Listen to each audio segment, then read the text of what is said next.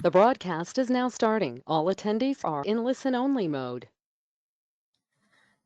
Hello, everyone. My name is Courtney Pollock, and I am the Marketing Coordinator for SWK Technologies. I'd like to welcome you to our webinar, Year-End Processing and Closing Procedures in Sage 100 Workshop, presented by Bruce Kern of SWK Technologies. A little housekeeping before we get started. Everyone has been placed on mute to keep the background noise to a minimum. However, throughout the webinar, if you can submit any questions you have. If you'd like to submit a question, look for the questions section in your GoToWebinar, and we will answer all your questions at the end of the presentation. We are also recording this presentation, and it will be distributed tomorrow to all attendees, as well as those who registered but were not able to attend. And finally, please take a moment towards the end of the presentation to answer our survey question. With that said, we appreciate you taking time out of your busy day to attend this webinar. We're here to help you get the most out of your software solutions and help you find an easier way to run your business by providing you with tools, support, software, and industry knowledge whenever you need it. So whether you're here researching a new solution or you're here to learn, we'd like to encourage you to ask any questions you have. And lastly, as a quick reminder, SWK is constantly sharing important updates, software tips and tricks on our social media channels. We encourage you to follow us on Twitter, LinkedIn, Facebook, and subscribe to our YouTube channel. With that said, I'll hand it over to you, Bruce. Thank you, Courtney, and welcome everyone. As she said, this is going to be our year-end overview webinar. Here's a quick look at our agenda. We're going to talk about, why this is important, what the order of the close should be, what does actually closing the module do and not do, some common prep tasks, and last but not least, we'll jump into a live demo and get through it. Now, why is closing the year important? We need to close off those prior accounting periods to prevent mistakes. That's really important. Otherwise, we're just basically leaving the system wide open on the back end there to make mistakes. Another thing that's really big is that a lot of the reports and screens in Sage will simply default to whatever the current year period is. So it's a big convenience issue to have those kind of default to a current year and period. And really that just amounts to a time saver. And as we all know, time is money. And then last but not least, another really good reason is to perform some data, opportunity to do maintenance, keep the system running good and the data relevant. Now today, what we're going to do is cover what we call the core and the distribution. That'll be general ledger, AR, AP, inventory, purchase order, and sales order. There are many other modules that we just don't have time to cover. And even with those modules, we're really going to have to, roll at a pretty brisk pace to get through those. Okay, so very important here.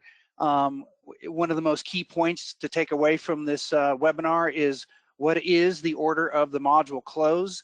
Sage used to call this the bottom up because if you look at your Sage menu, generally it'll start with the general ledger, and as you go down this list, those will kind of be in the reverse order that they are actually on your Sage menu.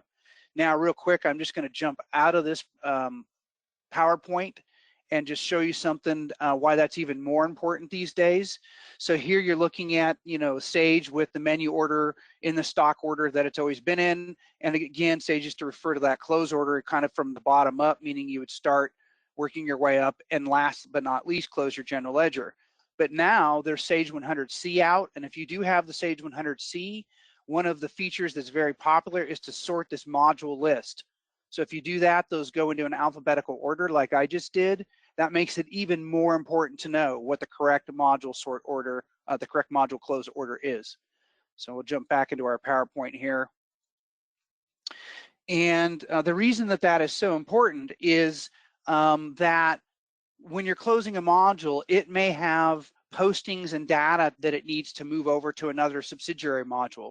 So, for example, if you were in the sales order module here at position number 5 and you were going to close that sales order module, it may have, say if there's an invoice batch out there, it may need to post data to inventory, accounts receivable, and general ledger.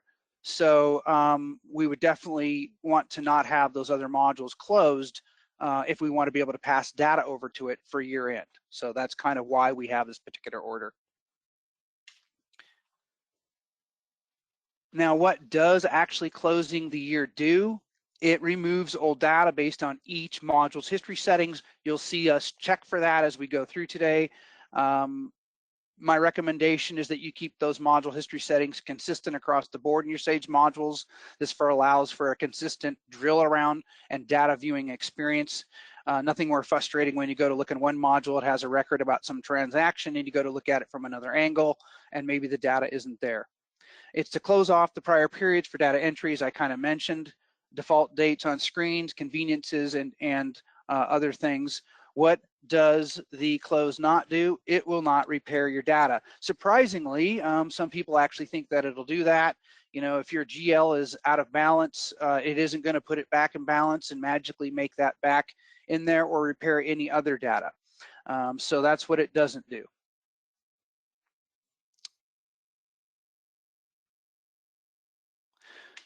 Okay, now prepping for the close. These are some common prep tasks regardless of the module that you might be closing. So you'll hear me referring to this maybe throughout the webinar as assuming prep tasks are completed. So generally here, what we're talking about is you got to have all the journals and registers for any module that you're going to perform a year-end close on. They have to be fully updated, okay? So I recommend that you have all users out of the system. That's to keep them from doing things that might block you from closing the year. That may also facilitate backups in Sage 100, depending on how you do your backups. I highly recommend that you make a backup of your Sage 100 before you close the modules. And last but not least, you may want to create an archive company prior to doing the close, so you have a before and after look. Again, completely optional, not a requirement, but something you should probably consider doing. Okay, and an example of having these journals and registers updated, just to clarify, some people get confused, common questions. If you were talking about sales order, for example, it's okay to have all the sales orders in the world in there, not a problem. You cannot have invoice batches. In the purchase order module, you can have all the purchase orders you want. You cannot have receiving batches, for example. So those transactional based things are what these journals and registers update. Okay, now with that said, we're going to go ahead and jump out of the PowerPoint and get into some live Sage 100 action. All right, so here we are, Sage 100 2021. One of the things that I would do is start by checking some settings in your company maintenance. So we're going to be working out of this YE2 company today. And over here on the Preferences tab, there's a few settings that affects this company that we should make sure you know are there. They can be very helpful around things with dates and year ends.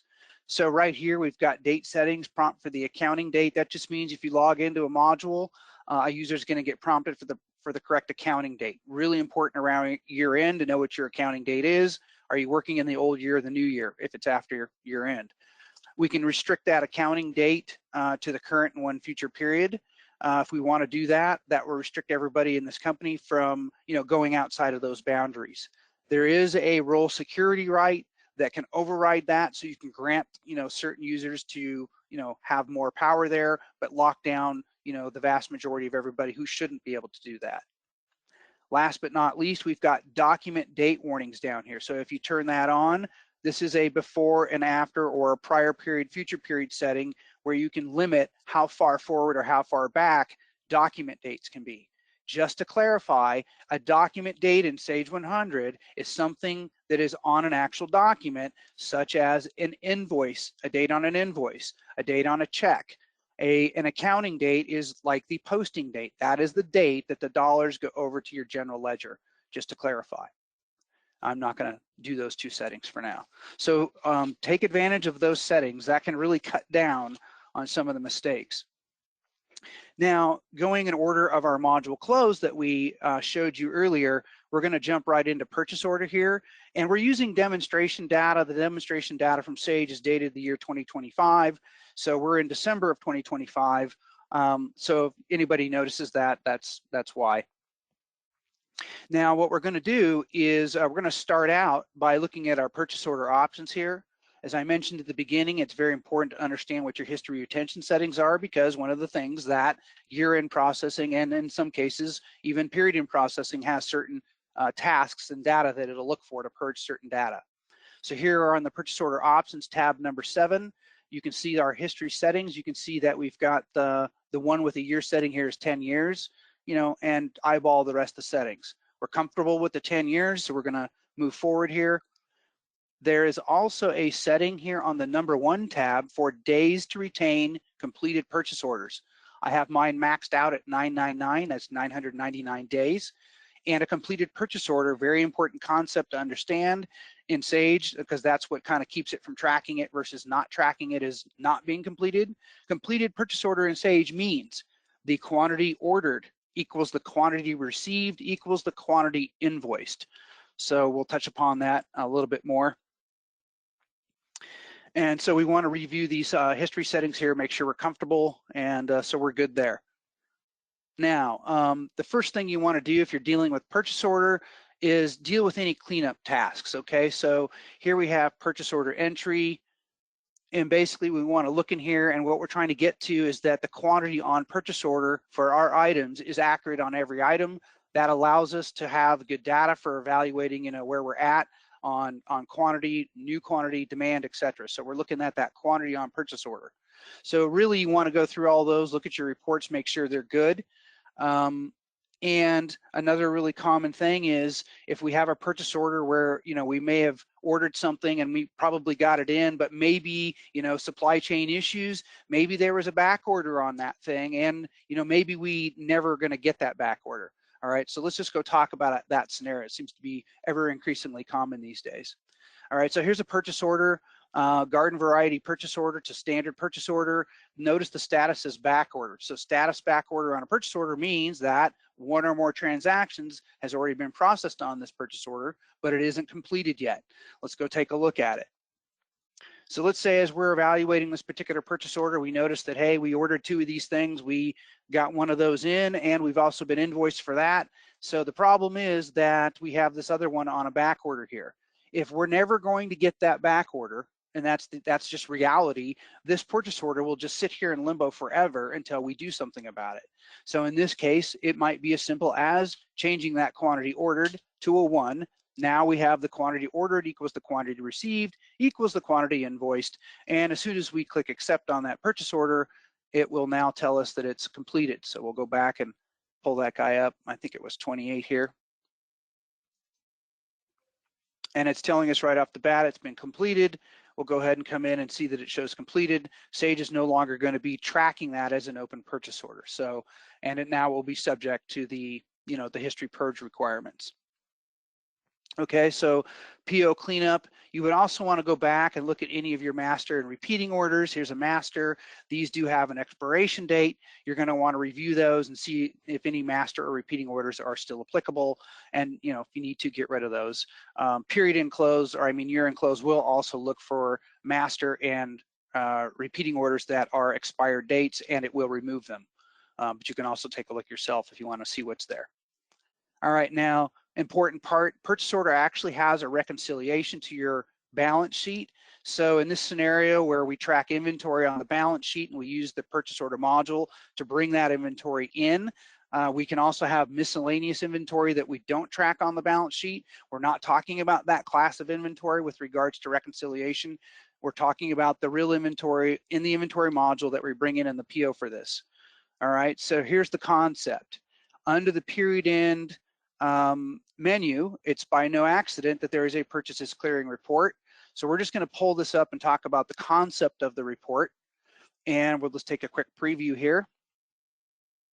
So the idea with purchases clearing, for anybody who doesn't know, it represents the dollar value of the goods and or the invoice that we've received that we didn't get the other part for. So if we've received the goods, let's say we did a PO and received the goods, but we didn't get the invoice in the system yet, it means we have the asset, we have the inventory, but we don't have the actual payable liability yet because we didn't get the invoice. We do have a liability, however, and it's called purchases clearing. It's the dollar value of those goods that we receive for which we haven't received the invoice. Then when we get the invoice, it backs the purchases clearing out, records the payable. It can also go the other way where we get the invoice and we don't get the goods. That's what we call negative purchases clearing.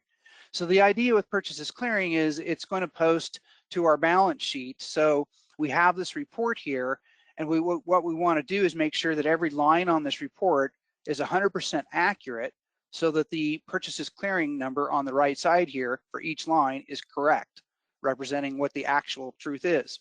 And then at the end of the report here, there's a number, and if each line is correct, then that number is also correct, and that's what our general ledger and our balance sheet should say our liability is. That's what we call a reconciliation. Okay, so this is the official report that we use to reconcile to the balance sheet. Now, how do we know what the balance sheet accounts are? So for that, we're going to bring you over here to inventory and go into the setup and go into product line maintenance. All the items that we track in the balance sheet that live in the inventory module have to belong to our product line in Sage. One of the things that the product line does is it determines all of the GL accounts that items that belong to that product line use when transactions are done. So here is the place where this product line has mapped to the general ledger account for purchases clearing. This could be different on every product line, or they could be the same. So as I click through my product lines, notice that mine are all the same, but they could be different. All right, so just keep that in mind. So now if I went back to my general ledger, let's say, and we won't do this for every module, but we'll start out by giving you some good detail on this one here. So here's my general ledger purchases clearing account. And if I come over here to my transactions tab and I'm in year 2025, it's telling me that I have a credit balance of $37,1359. So that's the number that's in my balance sheet. And if I went back to my purchase order now, and I went to my purchases clearing report, and I had scrubbed it and made sure it was accurate, and therefore the number at the bottom was correct, then I should see the same number, $37,1359. That would be a nice example of a reconciliation. Okay, now common issues with purchases clearing. This is where it gets fun. All right, so let's just take a look at this purchases clearing report right here. So one common problem is with purchases clearing is, let's just say we're looking at this line right here. Let's just pick on this one for no particular reason. So this one says we ordered 2, we've received 2, but we haven't received the invoice for 2. So we're holding $119.10 in purchases clearing as a liability. And let's say we did the research for this, something tipped us off, maybe it was the date or some other information, and we went and looked and we found out that we did get the invoice for this and it got put in accounts payable. Vendor got paid, they're happy, they moved on with their life, but because we didn't receive that invoice through the PO module where it needs to be done, the PO module didn't get it, the PO didn't get updated, and neither did purchases clearing. And now we've got our reconciliation report broken because we did a transaction outside of the PO module where we shouldn't have. Okay, so very common scenario. So what would we need to do in that situation? We would actually need to receive that invoice again through the PO module to satisfy the purchase order, make it completed, take it off of purchases clearing report, update the number to the correct value, and then that would fix that. In this case, that would also, because we already had an invoice through AP, we'd also have an invoice in AP that we would need to then do an adjustment on, bring it down to 0 to fix that collateral damage, so we don't pay the vendor twice. So that's, 2 transactions to fix 1 mistake, typical. Another thing that could have happened is, let's see here. Here's one. Maybe we had the things ordered. We've got an invoice for 5 and maybe received the 5, but maybe we didn't receive the 5 through the PO module. Maybe we did an inventory adjustment, or for whatever reason, we did an inventory transaction receipt. Now that could be another transaction done outside the PO that could be a problem. So in that case, in this case, we're going to need to receive that inventory through the PO. We may need to adjust the inventory to fix the collateral damage. Okay, now here's another one of my favorites when it comes to PO and things that really mess people up. Now notice that this is the number, this 3713 that we reconciled to. That's a good number, let's say, for purposes of this conversation. And here's something to watch out for. So what we're going to do now is go over to purchase order and purchase order entry, and we're just going to pull up the purchase order that had the very last line item in it. So it's purchase order number 27, and here's the lines, and here's our last line here. So let's take a look at this for a minute. Okay, so we had 4 ordered. We have 4 that got invoiced, nothing received yet, so negative purchases clearing in this case. And it told us the original unit cost was the 1107 there. And here is just a place for us to update the PO line there if we want to. So currently purchases clearing, if you did the math with the quantity of 4 invoiced at that original cost that it came in at, is this 4430 number. That's what's in our purchases clearing.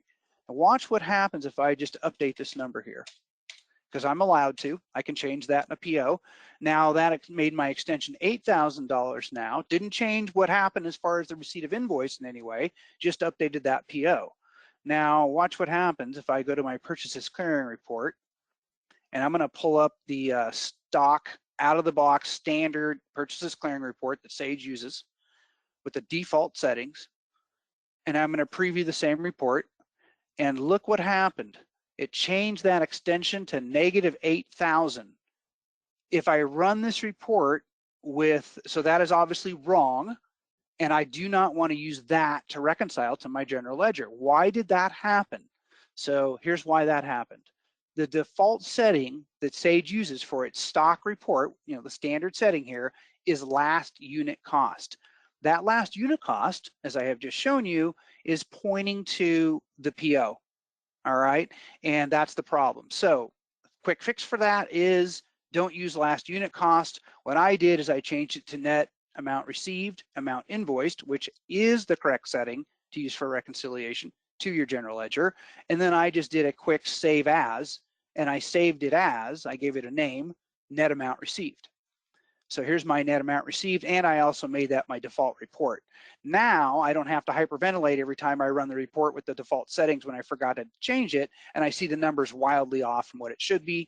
Let's go ahead and rerun this. And note, just a reminder, as we said at the beginning, this is only for regular inventory items selected when we're actually reconciling it to the general ledger. So if we go back here, this setting here will always give us the correct answer.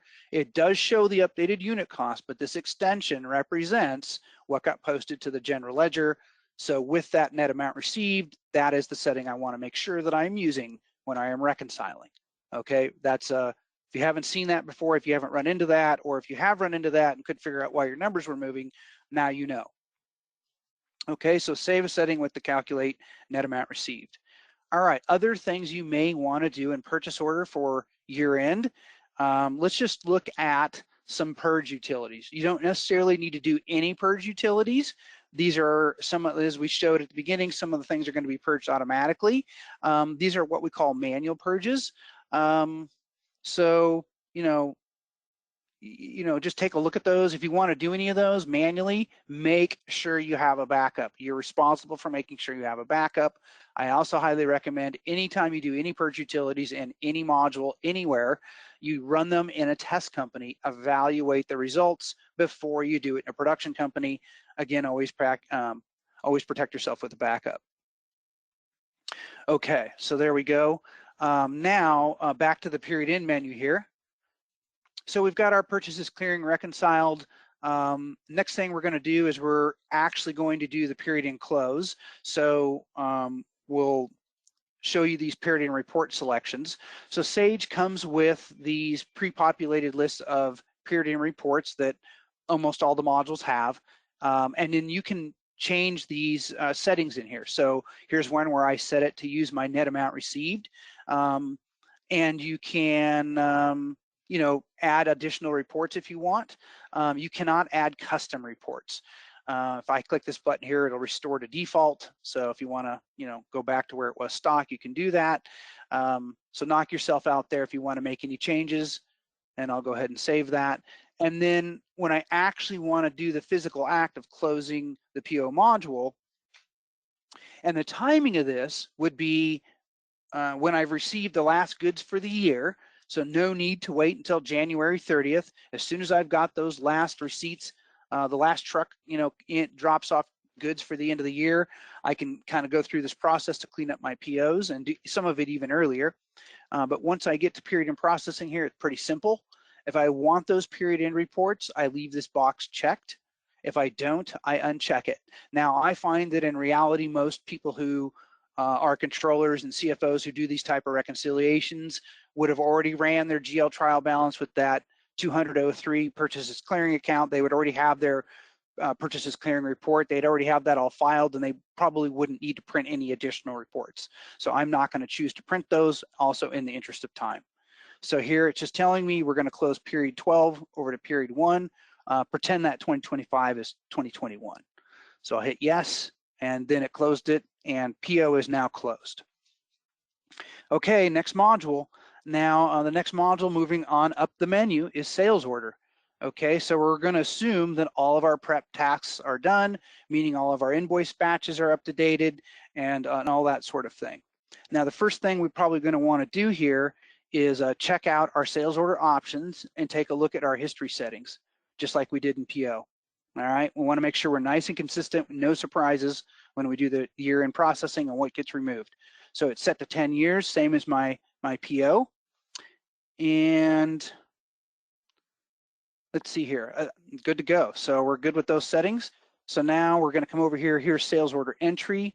You know, in sales order, there is nothing to reconcile to the general ledger, unlike the PO. It's all about massaging and going through all of our open orders that we're tracking here and making sure that the quantity on sales order for our items is accurate so that we're getting an accurate picture of what the demand is. We certainly don't want to keep old junk orders or things like that that just aren't really applicable now. So one of the things I really encourage you to do is look at your shipping expire dates. You know, you can modify these screens here. I'm going to show you a tip, and we're going to take a look at a Business Insights Explorer view. So these are great ways to review your data. And let's see here. We're going to do the sales order view here. So anyone who hasn't played around with this tool, there's a whole 1-hour webinar on the SWK YouTube channel on just this tool alone. So feel free to check that out. These are very customizable.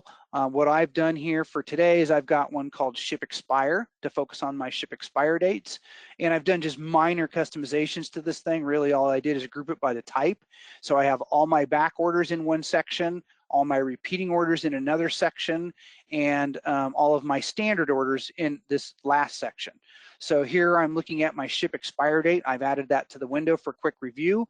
And let's say I'm coming down here and I see immediately a date 6014 that jumps off the page at me as, you know, maybe it's right, maybe it's not, but let's say that it's not right and I catch that and I want to fix that. So there it is, I can see it. So what I could do right from here, if I just click on the tasks, I can go to enter sales order tasks on my task pane, and it'll take me right into that sales order, and I could just immediately fix that date right there on the spot. Okay, so another really great thing about this, and I'll try to be quick about this one because it's not a BIE lesson. Anything that's in BIE is a really nice export to Excel. So I'll just come over here to my export. So maybe I wanted to export that data to look at those dates in Excel. I can just drop that right into Excel here. And because it's in a nice grid, it comes out into Excel in a nice grid, unlike a lot of the formatted reports in Sage. So there you go. So definitely take advantage of that. Now, also on sales order, other things we might do to help tighten up the data is look at some of these purge utilities. You know, again, always have a backup, always test it, you know, and things like that. Protect yourself if you decide to do any of those. Now, here's period end. So not much else in here besides the period end report selection and the actual task. I'm going to repopulate that list for you and show you a little trick. So I kind of mentioned it when I was in the PO module and I got to the very end and I said, you know, most people who are reconciling and doing their year ends, a lot of them will have printed any of the reports they want before they'll even get to this point. So if you don't want to printing these reports, and you don't want to take the time to even uncheck the box when you get to the next screen, you can just delete all these reports in here, no problem. So I'm going to go to the top row and just literally delete them all out, and I'm going to say accept. And then when I go to my period in processing here, that box is now, it's grayed out. There's no option to even select it. So because that's the way I like to run my system, that saves me a click. So that's a little tip right there if you're that type of person. Here, I'm going to go ahead and close it. Period 12, is going to roll over to period 1 of the next year. Okay, and it's even warning me I didn't print those reports. It really wants you to do that. Okay, so that's sales order. We close sales order, nothing to reconcile. All right, so the timing of the sales order is when you have shipped out your last shipment for the year. That's when you can scrub those orders and close your sales order module. All right, the next module, working our way up the menu, is inventory. All right, so by now you're probably thinking I'm going to go to the inventory management options and check out the history settings. You're close. You're close. The history settings for inventory are actually not in the inventory module, believe it or not. They are actually in this common information menu. So we're going to go to the common information options, and we're going to look at these history settings, and there it is. There's the retained item history for 10 years. If you're wondering why it isn't in inventory, it's because we have two classes of inventory. We have the inventory in the inventory module, which is what we track on our balance sheet, and we have miscellaneous items that live in the common information module, so that we don't track on our balance sheet. So this is just a common place where the settings for the history as well as decimals are kept in a common place. So there we are. We're happy with the 10 years. Now, the first thing that we're probably going to want to do in inventory, what we're going to be after here is scrubbing. Let's get back to inventory. We're going to want to have an accurate inventory trial balance. So here is the inventory trial balance report. So what we want to do, because this is going to be the report that we're going to reconcile to, we want to do anything and everything to make sure every item is accurate as far as what we have, where we have it, and what its cost is, so that we have an accurate picture. The goal will be that once we have that and we can say that at the end of the inventory trial balance, we'll have an ending number here that will be what we can reconcile to. So the first thing that we're going to want to look for, I recommend, is things with a negative quantity. Unless we're talking about my bank account, a negative quantity usually means something's inaccurate. So what we're going to do is start by looking at that. So easy ways to identify negative quantity. You can run any number of these reports that show quantity. I don't find those to be very easy because they're so formatted, and I'm so focused on getting this one piece of information. I don't suggest those. You can do a custom report. If you need help with a custom report, contact your Sage 100 consultant. Another easy way would just be to use your Business Insights Explorer. So what we're going to do here is take another look at one of these. We have the item quantities by warehouse. And what we did here is we made a really simple one.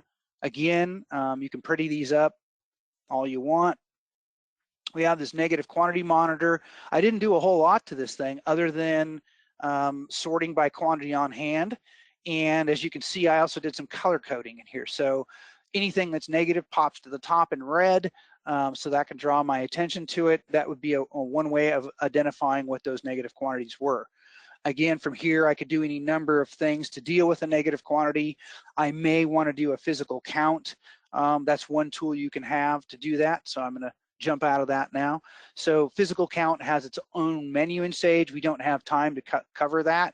Suffice it to say that all the prerequisites for doing a physical count are the same for doing the year-end close, meaning all the transactions have to be updated, etc. You should have a backup, etc. There's a Sage article on this, number 20914. That is 20914 if you want to read up on Sage's procedure, or contact your Sage 100 consultant if you would like to do the physical count process. So that's one way I could do it. Another way I could deal with negative quantities is to do transactions directly in inventory. All right, so inventory adjustments, in other words. Now, if I have Lifo and Fifo items and they're in a negative tier, and I want to fix those, then when I do the transaction entry for those, if I'm going to do it that way, when I do the distribution, I have to make sure and look up the negative tier, which we'll take a look at in a minute, and distribute to the actual negative tier with a quantity that offsets the negative quantity and the unit cost so that it nets to zero. Update that, and then it will, that's one way of dealing with those FIFO LIFOs that are so problematic. Another thing I might need to do for inventory to help make it accurate could be, referencing the PO module that we talked about. You may need to receive a PO that didn't get received. If that's why something is not accurate, then go ahead and receive it.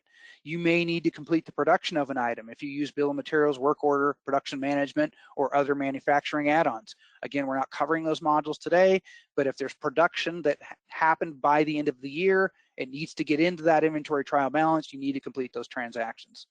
All right, so now we're going to talk a little bit more about negative tiers and LIFO, FIFO, because those are the most work.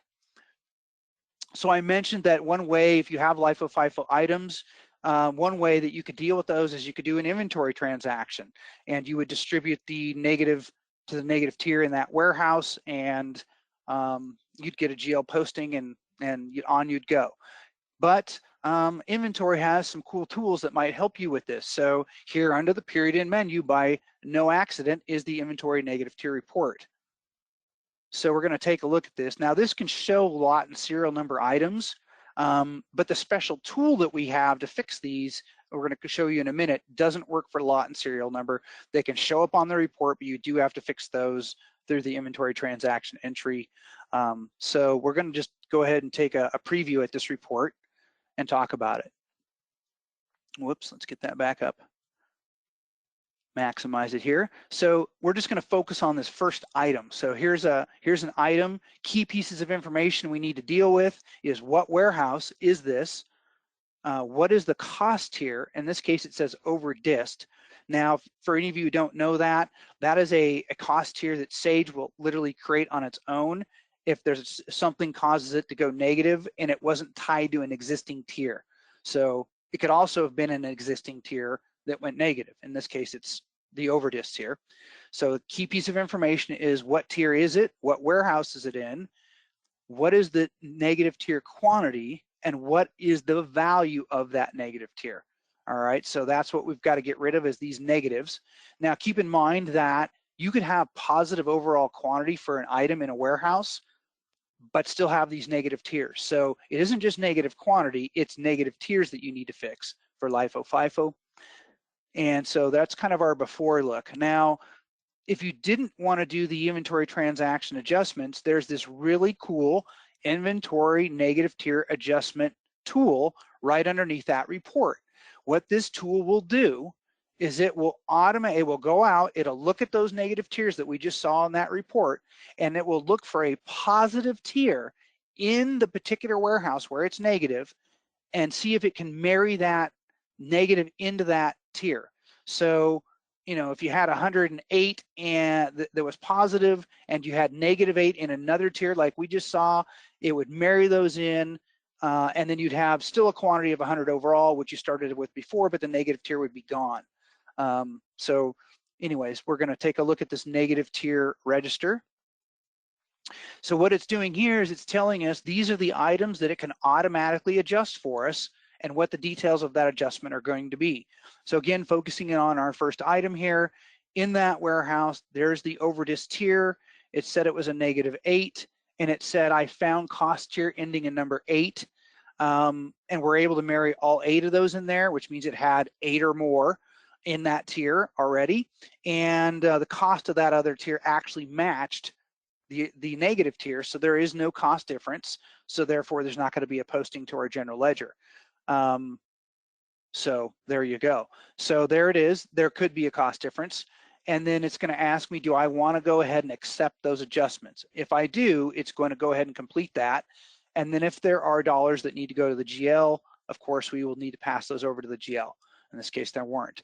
Now, if I go back to my inventory negative tier report, we're going to see what's left. And this would be the items that it didn't fix. In this case, it fixed everything.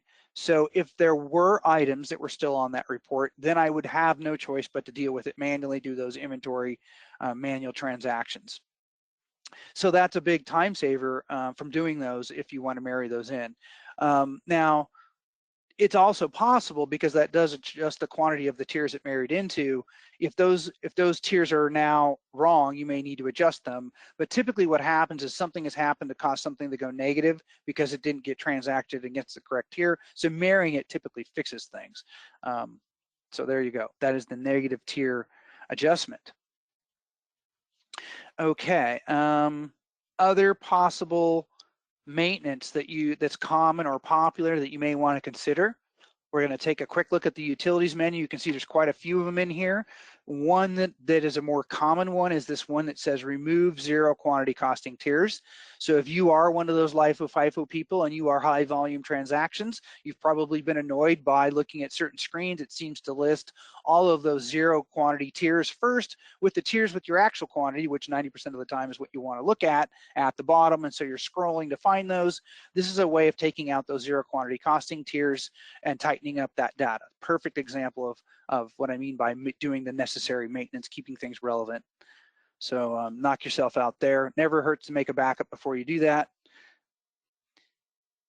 And let's see here. So the timing of our inventory close as we move toward the period end here, we would wait until after all of the purchase order and sales order modules are closed and all adjustments and all actions that are necessary to get that inventory trial balance to be correct would have happened. That may involve, completing production. And then let's talk about reconciliation real quick. So product line maintenance and inventory, just like it designated for a purchase order, the purchases clearing also designates what the inventory account is for any item that belongs to its product line. So these could be different by product line. So here's the 11503 for this product line, and mine happen to be all the same, but they could be different.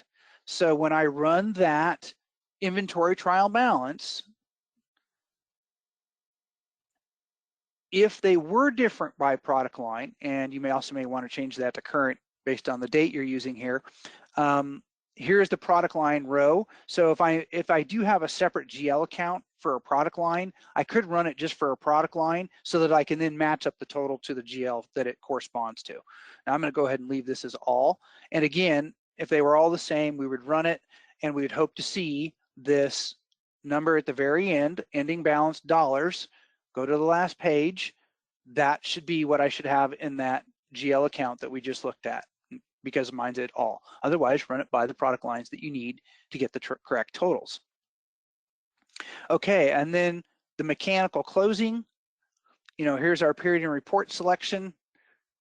We'll take a quick look at that to show you the reports.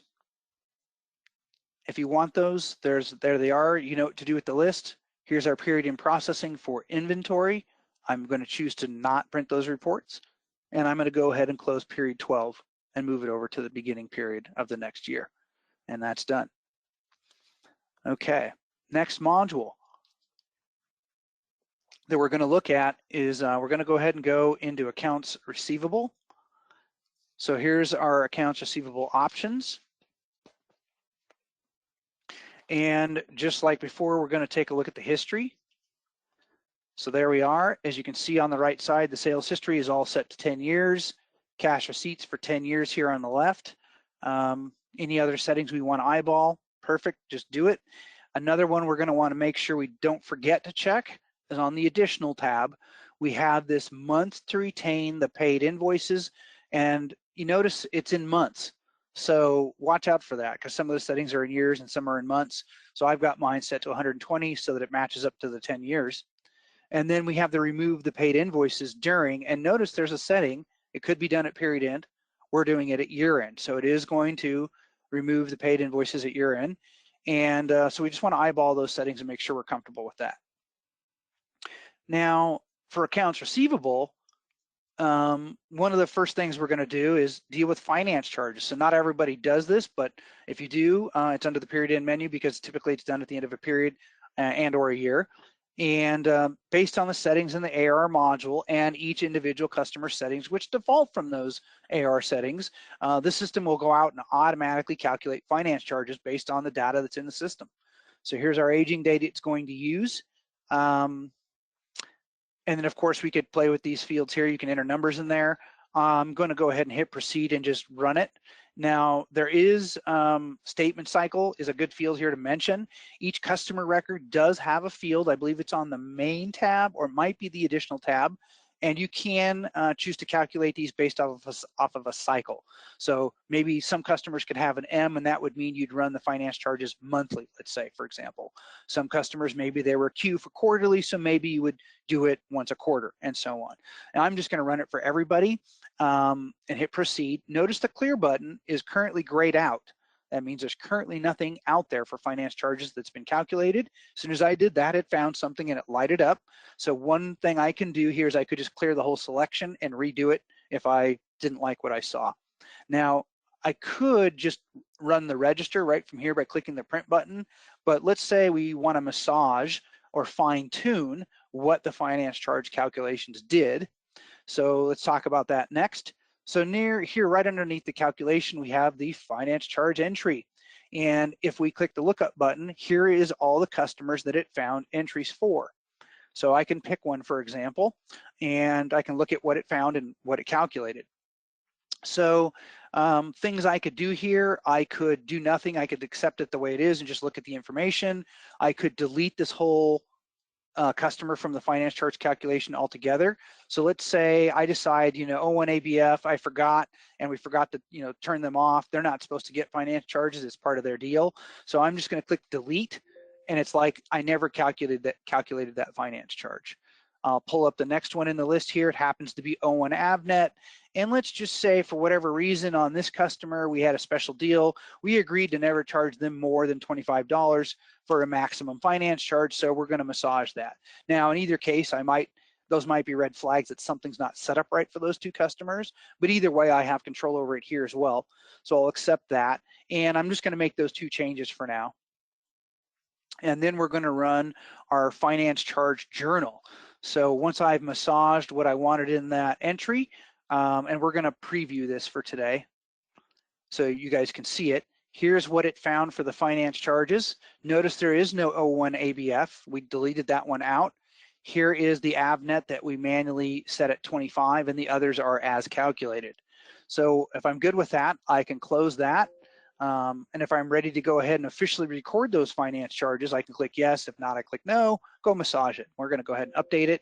And then we're going to update the daily transaction register here. This, of course, is what passes the money over to our general ledger to complete the posting. And we'll take a look at the journal entry here that it's going to give us. And sure enough, we've got some accounts receivable going up, and we've got revenue for the finance charges. So good there. Now we've got our finance charges for the end of the year. Now let's just go take a look how that might impact a customer, what that looks like. So we'll pop open a customer here real quick, and we'll pick on AVNet. I think they were the first one in there. And if we go to the transactions tab, we can see that here we've got the December 001 is the number it assigned, 12/31/25 finance charge. If we're looking at the invoice tab, this will be flagged as a finance charge for the $25 there. So there you are. So it uses the FC journal. So now we know what that is. And so no document for a finance charge like there would be for an invoice, because it's just something we literally calculate. Now, moving forward in AR, as we work our way down here, the next thing is statement printing. So let's open this up. So we'll talk about dunning messages here for a moment. So depending on how your system is set up, you've got aging categories, and over here is this message button. So these are the dunning messages. So these dunning messages are messages that will print on your AR statements, unless you've customized them to not do it, that will look at each customer's aging based on the date that we're running these, and it will print one of these messages, which you can change based on the oldest aging date. So if somebody has a really old account, it'll give them this 120-day message. They have an account that's not very far overdue, it'll get this 30-day message. So be aware of those. And notice we have the statement cycle here too. So if you want to use the customer statement cycle to do these monthly or quarterly or annually, I recommend that if you have a lot of customers, you don't try to generate statements for all of them at one time. That can absolutely take hours and hours and hours. So don't, start small, work your way up. And you can, of course, use paperless office for this. So we're not going to demonstrate paperless office for this today, but we are going to print statements. So I'm going to go ahead and do the statements for everybody because it's demo data and I know it's not going to explode the system. So here's our first statement. These are completely stock. There are different templates out there. The only thing that I did is add this logo. So there's the O1 ABF. This is the one we took out of our finance charge. And then here's the AVNet. This is the first one where we actually did the finance charge this time. So here's that December 31st, 2025 FC invoice for $25. That's their finance charge. So that's how it would be presented on a statement to a customer. And then down here is the bottom part. Here's that dunning message that we were talking about. So a lot of people take those out, but that's what it does. Okay, so that statement printing, dunning messages, the whole works. Now let's talk about commissions. Not everybody keeps track of commissions in AR, but definitely some stuff to do here around year end if you do. So what we're going to do is we're going to come up to this reports menu and we're going to run the salesperson commission report. And we're not going to get into all the ways that you calculate commissions. We just don't have time. We're just going to run this report. And normally we do this with some invoice dates, but it's demo data, so we're just going to run it. And this will just simply show, based on the settings in Sage and the transactions that were processed, what commissions were calculated in the system. So it's a report telling me, here's what you got. So we're going to look at this and we're going to massage this. So here's Jim Kentley, and let's say we're looking at this report and we go, oh my gosh, we've got some issues here. We need to work on Jim's commissions before we pay them. So we're going to go ahead and close the report, and we're going to come down to our period in menu, and we're going to go to the commission edit maintenance. So if I hit this flashlight button, here's all the records that are already in the system. I can actually add records in here if I want, but let's just start by looking at this one for Jim. This is the first invoice that was on that commission report that we just looked at. So I got several things I could do here. Any of these boxes that are lighted up, if I have the security rights, and I do, I can change any of this information. So if I don't want this record of Jim ever having this invoice associated with him at all, I could literally click the delete button here and make it go away. So, I'm going to do that. I'm going to delete that invoice ending in 69 for Jim. Sorry, Jim. Now, here's another invoice for Jim.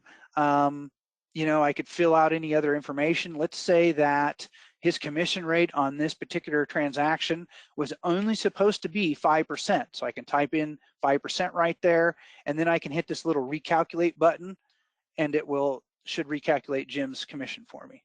And there it is, 425. All right, I can just override Jim's commission here and say, well, you know what, Jim's going to get a $10 commission. I could change any of those numbers, just knock yourself out. So I've changed all that. Now, once I've done that, I can go over here to reports. I've got the salesperson commission report. We'll take a look at it again, kind of a before and after look. And notice Jim's invoice in 69 is now gone, and we've updated his commission on this particular invoice to $10. So that's really all that functionality does, is it just changes what's showing up on that report. Okay. Now the next question is, well, I want to pay my salespeople. What do I do? Well, you could manually enter an invoice in payroll or AP. A common question for some people is there a way to automatically do that? So we'll talk about that for a second here. So let's see here, in accounts receivable, there is salesperson, let's see here. Accounts receivable options, you got to turn an option on here first. So here is the salesperson settings in the AR module, so one of the places where it touches, and you have this update commissions to other modules option here. So if you turn that on, and I'll do that, then when you get down here under the setup salesperson maintenance, and let's pick on Jim again, where your salespeople live, there's this little link button that'll show up in the upper right hand area. So if you click that button with that option, then you can link a salesperson to a vendor or an employee. You can also do general ledger, but I haven't seen anybody do that yet. Usually it's a vendor or an employee. I'm going to leave it as none. We're not going to do the linking. So if you want to do linking, you know, that's how you do it. You turn the option on, you hit your link. Highly recommend you also test that out in a test company, make sure it flows and works the way you want, and you know, get what you want before you actually roll that out in production. Okay, now the idea with AR is that we've done all the actions. We're working on getting our trial balance done. So back here under the period end, next thing we're going to see is about matching credits to open invoices. All right, so what does that do? So here you can see there's two options. It's going to go out and look at those stray credits in your system, and it's going to try to marry them into some invoices with balances based on one of these two application options. You don't have any control other than choosing one of those two choices. So not a high degree of control. So most people I talk to don't like that feature, but it is there if you want to do sort of an automatic, you know, application.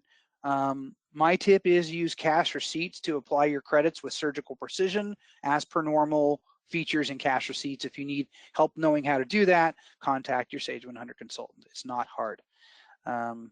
Okay, now reconciliation concept here for AR. So the official report to use for reconciling an AR is the accounts receivable trial balance. So similar to inventory trial balance. Any report with the word trial balance generally means it's the one you use for reconciliation. So I've got my date here, and I'm going to hit the preview. And if the AR trial balance is correct, that means that this column here, invoice balance, is, you know, going to be correct at the end of the report. So invoice balance, it's showing 704,699. So if I'm reconciling to my general ledger, that's the number I should have in my balance sheet. Now, variations on the theme. If you have divisions turned on, and we'll talk about what GL account you reconcile to here in a minute. If you have divisions turned on, then you'll need to, just like you ran the inventory trial balance by product line in that sense, you would also have to run this by division. So divisions are identified by the 2-digit leading character. So here is all my 01 dashes, that's my division 1. So if I wanted to get the AR trial balance just for division 1, there it is. That's what I would use, and that's what I would look for in the GL. Now, GL wise, how do I know what the GL account is supposed to be? In accounts receivable, there is division maintenance under the setup. All customers in Sage must belong to at least one division. Even if you don't have divisions turned on, then they are all assigned division 00. And this will determine what AR account is used for each division. So this one's 105, that's 105, 105 all the way through. So in my case, they're the same, they could be different. So then I would run the GL trial balance or the general ledger detail report for that 105 for 12/31. It should have that 704,000 number that we saw on my AR trial balance. Okay, and it is not a common report that some people mistake is they'll try to use this aged invoice report as their reconciliation report. That is not the report to use. It may or may not match your trial balance, but it is not the report to use because that report uses the document date as mentioned at the beginning of this webinar. So the AR trial balance always reflects the data by the posting date, which is what we want for reconciliation to the GL. All right, so there you are. Okay, other things we may or may not want to do around year end. We'll take a look at some of the utilities. We could remove zero balance invoices. So that's a manual utility to remove those. We have the salesperson commission purge if you want to do that. Other utilities, same concept, you know what to do, make a backup, test it, protect yourself if you decide to do any of those utilities. Okay, here we go. We've worked our way through this list. Now we're going to do a quick look at the period in report selection. There they are. Notice the AR trial balance is on there. Like I said, most people would have already printed and reconciled to the general ledger, but there's your report list. You know what to do with that. And then we'll do the period in processing here. We are not going to print all those reports, and we're just going to hit proceed. We're going to close period 12 into period 1. Okay, and there's your AR. Now we're going to hit accounts payable next, moving right along. So first thing we're going to do, you guessed it, we're going to look at those accounts payable history options. Here's the number 5 history tab. We've got the purchases history here and our 1099 history here. Note that we now can keep as many years, kind of, I think it goes up to 99. We're no longer subject to the 2 years. That used to be a real pain in the you know what. So great, we're good. Those are nice and consistent with everything else. Another thing you don't want to forget about is over here on this additional tab. So months to retain those paid invoices. Notice it's in months, so 120 again, consistent with the 10 years in my case. And then we can remove those paid invoices. Notice there is a period end setting, or you can do it at year end. So year end is what we're happy with. We're good there. No changes. Now AP housekeeping, what we're going to be after here is we're going to want to be working on this AP trial balance, just like the trial balance in inventory and AR is the official report to reconcile to our general ledger, the same case in accounts payable. So what we'd want to do here is we'd want to be scrubbing this AP trial balance, looking for any invoices that were not correct, marrying any credits or debits into the invoices they belong to, and really trying to get this report to be accurate so that the invoice balance here at the end of this report is the correct number for reconciliation to the GL. So that might involve writing off balances and any number of things.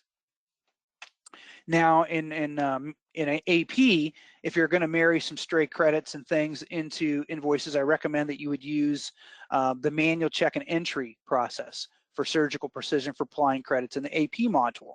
So if you need help with that, see your Sage 100 consultant. Now, a lot of people are probably curious about 1099s. So we're going to talk about 1099s here for a minute. So first thing is, there are changes for 1099s in 2021. We're going to show you some of those in a minute. There's only 3 supported versions for 1099s coming up here. You must be on Sage 100 2019 with service update number 5 and an IRD, that stands for interim release download, that Sage will be putting out mid-December. So 2019-5 with the IRD.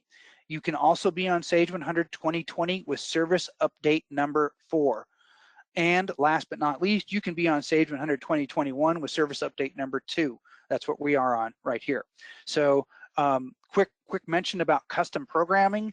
If you have any custom programming, third-party integrations, and so on involved with your Sage 100, as many people do, the time to start inquiring about what you need to do to get your system up to date for year end is now.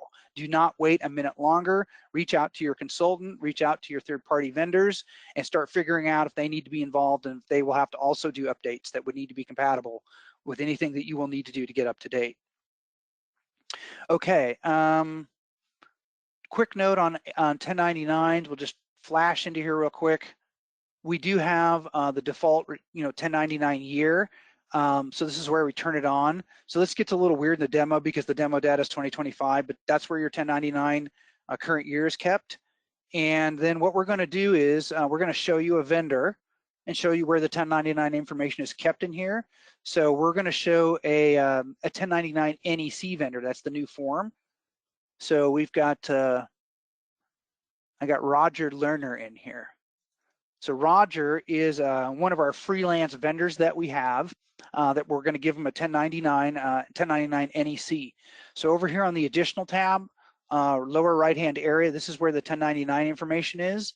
So Roger, again, has got his non-employee selected. And what we're going to do is we're going to go into this 1099 history button and just talk about, what would happen if Roger started doing work for us in February, let's say this year. And ever since then, let's say he actually started doing work in January, but we didn't get his W-9 until February. So once we got it, we set him up as a non-employee compensation, and then Sage started keeping track of what we were paying him, but it missed the first $1,000 that we paid him in January. And we need to give him a 1099. What are we going to do? So as long as I've got some data to back it up, like my check history report, etc., I can come in here and I can manually append Roger to make him $6,000 to correct it so that his 1099 is going to be correct. Of course, I could update any of these other fields. And that is a great trick to know there is how do you massage that 1099 information to make it correct for the form that you're in. Okay, so that's a quick thing there. Some changes for 1099s in 2021 are as follows. All of these DBA fields that you see here are all new. So these are supposed to print on the 1099s this year. We'll keep our fingers crossed. Another thing that's new here for 2021 is, let's see here. I think it's miscellaneous. And then in miscellaneous box 11 here, they added this, fish purchased for resale. So if that's you, knock yourself out. You got a new box. Okay. All right, now quick look at how we kick off the 1099s. So if you do want to use the 1099 e-filing, you do need to have an account set up with Atrix, and you should do that ahead of time. I'll have a slide at the very end which will have their website address. And you will need e-filing and reporting installed on any workstation that will need to actually do it. That's an extra piece of software that has to be installed. And it has frequent updates this time of year. So here is the 1099 tax reporting right off of the AP reports menu. So typically what you do here is you pick the form that you want, make sure that you have the correct year that you're going to do. Here's where you can put your minimum amounts. If I think that was 600 last year, check with your CPA, make sure that's correct. I'm not going to do a minimum. And then I'm just going to go ahead and let it rip. So I'm going to click accept here. This is the point at which Sage will hand off the data to Atrix to go through the e-filing wizard. And again, this is a very common spot for Atrix to have updates. They're coming out almost daily right now. Now, a quick word to the wise. If you have 100 or more 1099s, the IRS is going to require you to e-file those. So this is a great tool if you're a Sage 100 user to make that happen. So it's pulling the data out of Sage. Here it's warning me about it's asking me if I want to continue with this. We're just going to continue because that's demo issue. And then now I'm going to be in a wizard. This is actually now in Atrix. So I won't go too far into this, but it's just going to validate the data that's in your Sage, and you're going to answer questions and go through screens and validate, various information. So that's already into the Atrix. And then at the very end, when I'm done, it's going to ask me if I want to increment the 1099 year. I'm not going to do that right now, but you may want to do that when you do it for real. Okay. All right. Now, common question, do you have to leave the AP year open to process 1099s? The answer is no, because you have the 10 years worth of history, or hopefully as long as you've got the history there, you've got those options to select the year in the form and so on. So you do not have to leave AP open. All right, period in menu. What else do we have here? So we have the AP from AR clearing selection. So this is a feature where you can link customers and vendors. So that's an interesting idea there. And then what happens is if you use this feature, your accounts receivable invoices with balances can be automatically applied to your vendor's balance. All right, so if you're going to do that and you're not experienced doing it, make sure you do it in a test company first. You may want to review Sage's KB 40991 on that. And let's see here. I think under the setup, there's vendor and customer link maintenance. That's the place where you actually establish that link. I am not a big fan of this feature because it can get real messy if you have a customer that's also your vendor and you apply transactions from both the AR and AP side in a manner which they aren't doing on their side the same way. So that can get a real mess. So cool feature as long as you're good with it, and as long as your vendor customer also is good with it. Now the timing of the so if you did that, you would run this clearing entry and the register would then update it. Okay, so period and report selection for AR, or I mean for AP, excuse me. Here's the reports. So there you go. Now for reconciliation purposes, it's very similar to AR. So in the setup, there's division maintenance and AP, just like there is AR. And just like AR, every vendor must belong to at least, has to belong to a division. If you don't have divisions turned on, then it's division 00 behind the scenes. So this is where the AP control account gets set for accounts payable. And this could be the same or different for different divisions. All right, so that's how we know what it is based on the division. Now, to get the trial balance report the way we want it, we'll run the AP trial balance here, and here's the vendor numbers. If we're using divisions, it's just like AR, it's the 2-digit leading character. So if I'm running it only for division 1, I find all of the 01s, and now I know that that division number that I get on this report should tie to that GL account per its division. And again, if you have them all, then you can leave this to all, and in this case, that should match the 200 GL code. Okay, so last but not least, we're going to jump into the period end here. We're going to go right into the period in processing. We're not going to print those reports because we already reconciled. We're going to go ahead and hit proceed, close period 12 over to period 1. Okay, and timing of AP is, basically when you've got your last invoice for the year. You will always want to keep your GL, AR, and AP open until you've reconciled your cash. Some people like to do accruals in AP. That's cool if you want to do that. Knock yourself out. But that's generally the timing. Okay, last but not least, heading for the finish line here, general ledger. You guessed it, general ledger options. Let's take a look at our general ledger options, see what the history says. So right here, general ledger history, 10 years, nice and consistent. We're happy with it, nothing else to check. Common tip here that I really like to show in general ledger is an Excel export from account maintenance. So let's say you were reconciling your cash account. Let's see if I can find one that has data in it. I think this one might.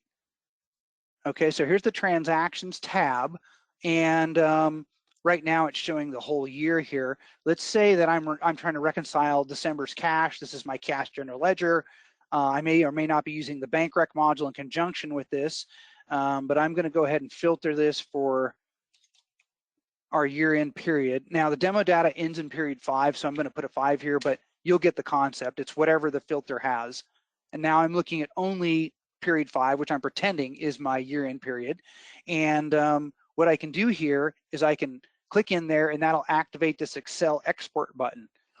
And then I can click this Excel export, and it'll drop all that data for that GL account based on what I filtered, in this case just for May 2025, right into Excel. So if I'm doing my cash reconciliation and I'm trying to figure out, what these all are, and I'm playing around with it in Excel, that's a good little tool. Nice little tip there. Be aware that that's there for you. And that's in the new versions of Sage 2020 and 2021. I don't know if 19 has that. Okay. GL, possible things to do. Allocations. So here is allocation entry on the GL main menu. So allocations again are, where'd that go? One second. Oh, there it is.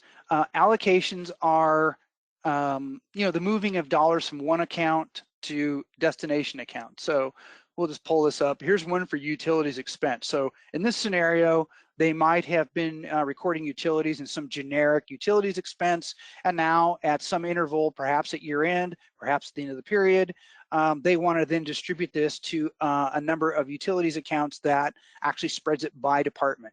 So here it's spreading to departments 10, 20, 30, and 60 based on a percentage in this case. So you can set up these things. You can actually print a listing of these if it's very handy to have those. So if you want to print those out and keep those for reference, it's very handy to do that. Then we're going to go back in there and tell you one more thing that you need to know. So with the allocations, one of the key fields as far as what we want to cover in this webinar is this cycle field here. So with allocations, any cycle that is anything other than manual, so period, quarterly, or annual, this is going to get done through the period end menu.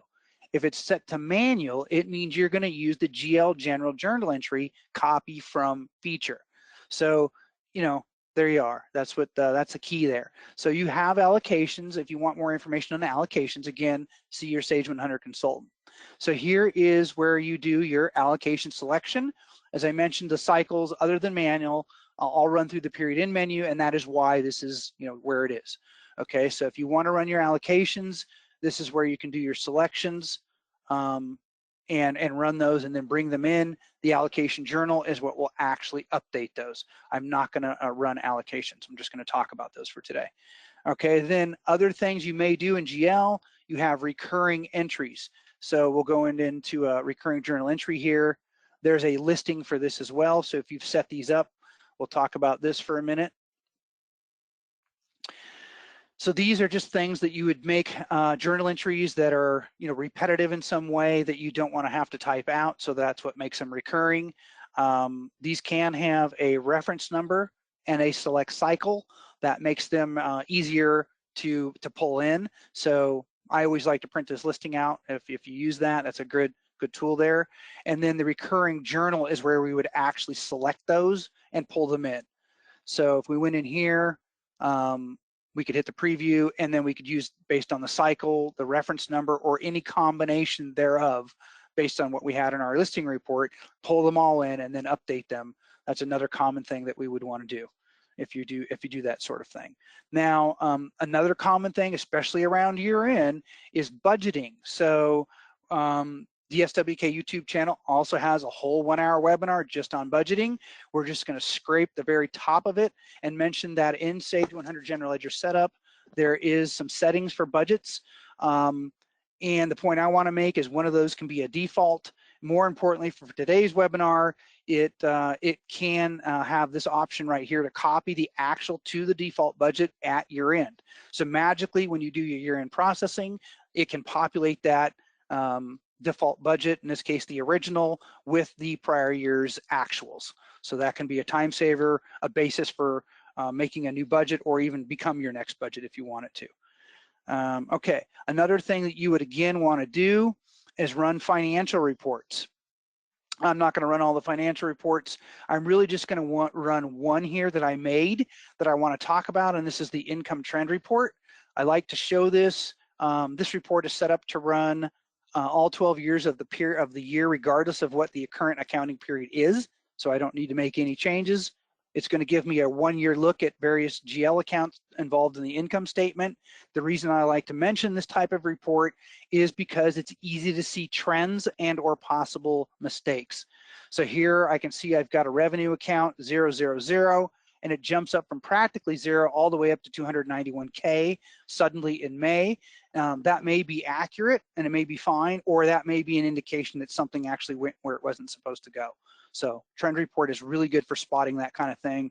Jumps off the page right at you. So don't forget to do your financial reports. And then for closing the general ledger here, here's our period end. Here's our period end reports. We'll show you these again, and you know what to do with those. Now, the timing of closing the year, the GL, most people will leave this open until they get their year-end adjustments from their CPA for their taxes, and your bank is reconciled. So usually you'll get the bank reconciled a lot faster than you'll get those year-end adjustments. But there's no reason to hurry to close the GL. A lot of people keep them open, just until they get what they need from their CPAs. You can reopen the GL for posting things, but it's more work to do that. So if you want to just leave it open, you're good to go. It can be reopened, but that's pretty much all the way through the general ledger there. Now, what we're going to do now is show you some year-end resources. Talk about these real quick. These are all excellent. I mentioned the SWK YouTube channel a couple times in today's webinar. Huge resource, all kinds of recorded presentations. Atrix e-filing, there's the website for them to go check them out. You'll be able to get a phone number off that website. So if you're going to do any form of e-filing, you want to make sure you get that set up with an account ahead of time so you're set to go. If you want to order 1099 forms, W-2s, checks, or other things that will work really good with your Sage, there is the Sage Forms customer service and their phone number. And last, but by all means not least, is the Sage City Year-End Center. Excellent, excellent resource, constantly getting updated around year end. They actually have checklists by module that you can download there. So make sure you get out to the Sage City Year End Center. Also things like, hot topics that are popping up with year end this year. You'll see those there. So don't be afraid to jump out and use those resources. And having said that, that is our presentation, ladies and gentlemen. Thank you all very, very much. We're going to open it up for a few minutes for questions. Thank you, Bruce. And like Bruce said, if you have any questions, we'll quickly open that up. Please enter them in the questions section of your GoToWebinar.